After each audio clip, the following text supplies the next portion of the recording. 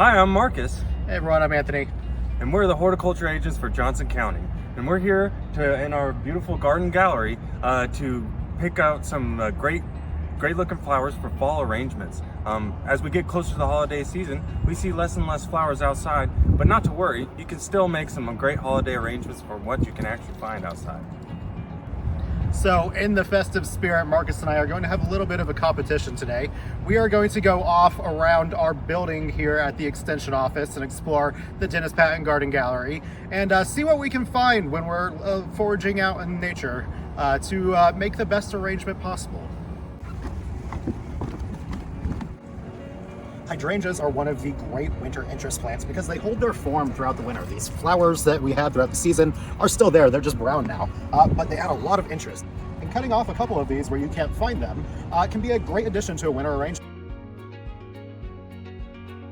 So I know that during the wintertime when this is covered in snow and ice, the facilities people like to come through here and use their big old plow. So I'm actually going to help this plant out by taking a little bit of the stuff off the sidewalk here. So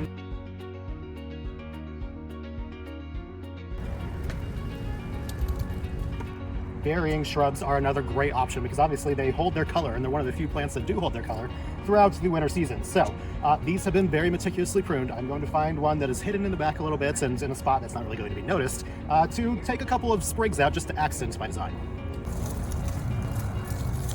So because of our mild weather that we've been having, not all of the leaves have fallen off of some of our deciduous plants. So I'm actually going to take some of this 9-bark that has some great fall red color.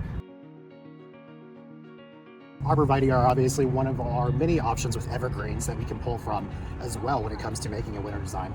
I'm going to once again go into the inner leaves here and try to find a few sprigs that I can again just build that filler base with. We also have some baptisia that hasn't gone completely dormant yet, so I'm going to go ahead and take advantage of having some green broadleaves in my room. Spruce are another awesome option if you have enough of a spruce there to be able to be pruning on it. The thing with spruces are that it is a plant that is going to be growing very slowly. So definitely be selective on what you're going to be pruning off. This tree is large enough, I can probably find some branches hidden on the bottom here that no one's going to notice if a piece is missing. Think about holiday arrangements. You definitely think about berries, right? Those bright red berries. And right here we have a crabapple tree, and this is an unlikely candidate, but yes, this would work really nicely for having some berries in your arrangement. If you've ever been to the Sunset Drive building, you will know that we have a lot of oat grass around our building. The thing with oat grass is that you've got a lot of very interesting textures here as far as the seed heads go. So I'm going to very selectively try to find some that are still mostly intact. We are a little further into the fall now, so they're starting to break apart and fall to the ground. But if I can find some that will actually look good in an arrangement, it'd be a great accent piece. We actually got a holly, which can be a small tree or a large shrub here in the Midwest. And actually I'm going to take a little bit of this because it is a holiday staple plant.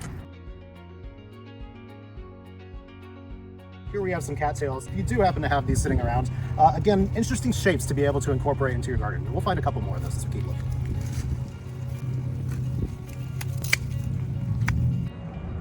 So we gathered up all of our stuff. I have a lot of good things working for me. What about you, Anthony? Is that all you got? I think you're going down.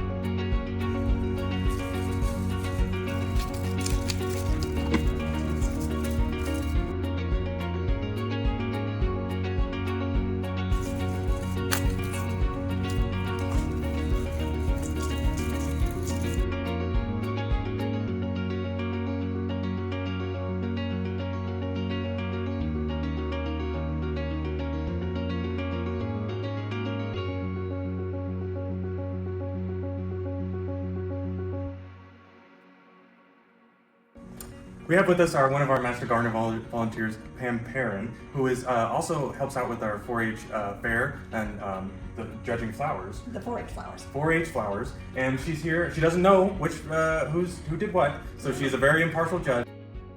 I'm going to look at these arrangements. They're both very winter-like. I like the fact that they both have berries. That's nice. They both have evergreen. You have some sea oats. I think that's what they're called.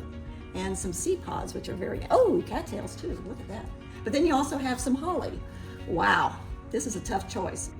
So after studying both of these, and again, it's a personal preference, but I think I prefer this one.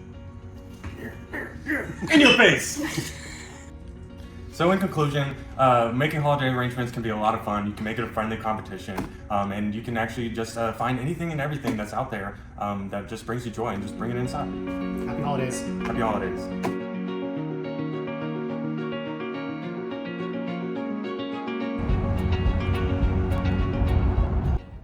So in the festive spirit, Marcus and I here are